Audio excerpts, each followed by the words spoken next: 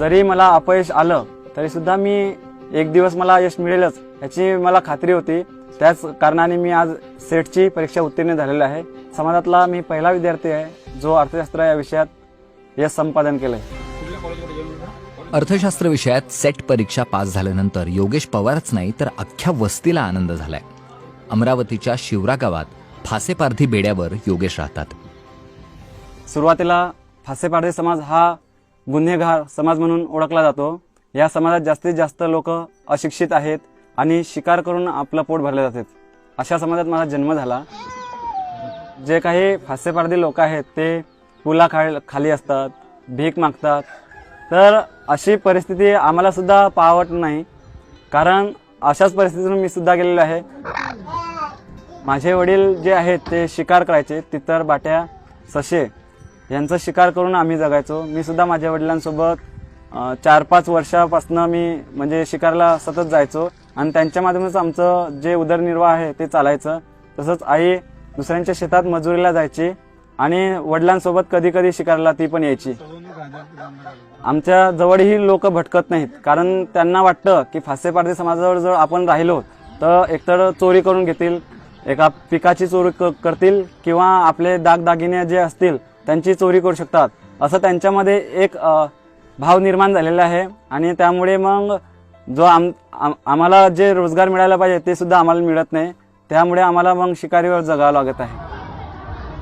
आमच्या समाजातल्या जे काही विद्यार्थी आहेत त्यांना शाळेत सुद्धा मग त्यांना बाकीचे जे कास्टचे मुलं आहेत ते तुच्छ नजरेने पाहतात आणि आमच्या मुलांना जवळ सुद्धा घेत नाहीत आणि विशेषतः मग समोर सुद्धा बसवल्या जात नाही. मागच्या डेस्कवर बसूनच आम्हाला मग शिकावं लागतं.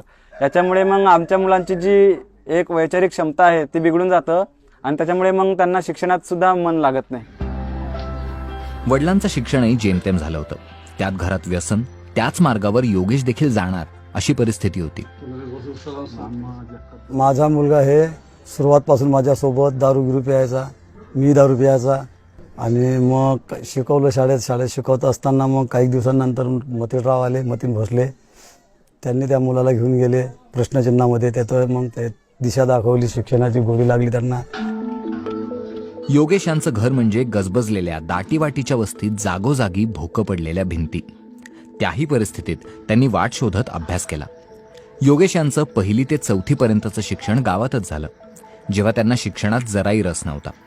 पारधी समाजातल्या मुलामुलींसाठी प्रश्नचिन्ह आश्रमशाळा काढणारे सामाजिक कार्यकर्ते मतीन भोसले गावात आले आणि त्यांच्या आयुष्याला कलाटणी मिळाली. म्हटलं आपली प्रश्नचिन्ह शाळेमध्ये चलतं का रे बाबा? तर त्याने सांगितलं, सर म्हणे तुमच्या शाळेमध्ये काय मिळणार? तर म्हटलं तुला काय पाहिजे? नाही म्हणे खर्रा लागेल म्हणे, लाल कलरची देशी दारू लागेल म्हणे आणि म्हणे शितार गुटखा पुडी लागेल म्हणे, मटण लागेल म्हणे. आणि मग आणल्यानंतर 10व्या म्हणजे कसं बसं 10व्या वर्गामध्ये तो खूप टॉपवर गेला आणि 85% तो पास झाला. मग आमटे परिवार असतील, अजय भाऊ किंगरे असतील, अशा सगळ्या अनेक लोकांनी मला मदत केली आणि मदत केल्यानंतर या मुलांचं आज MA इकॉनॉमिक्समध्ये तो सेट परीक्षा पास होऊन फासेपारधी समाजातला पहिला मुलगा आहे. या पोरांच्या माध्यमातून इतर पोरंसुद्धा प्रेरणा घेतील, फासेपारधी समाजसुद्धा जागृती या शिक्षणाच्या बद्दल निर्माण होईल. मला मतीन सरांनी अमरावतीला हॉस्टेलमध्ये दाखल केलं होतं, आदिवासी मुलांचं वसतिगृह. मी सेल्फ स्टडी केला, ऑनलाईन लेक्चर बघून वगैरे मी चांगला अभ्यास केला. त्याच्या माध्यमातून आज मी सेट उत्तीर्ण झालो. मी शिक्षण क्षेत्रात जो आलो त्याचं कारण म्हणजे डॉक्टर बाबासाहेब आंबेडकर. आम्हाला जे आरक्षण आहे ते दिलं नसतं तर मी आजपर्यंत इथपर्यंत पोहोचू शकलो नसतो.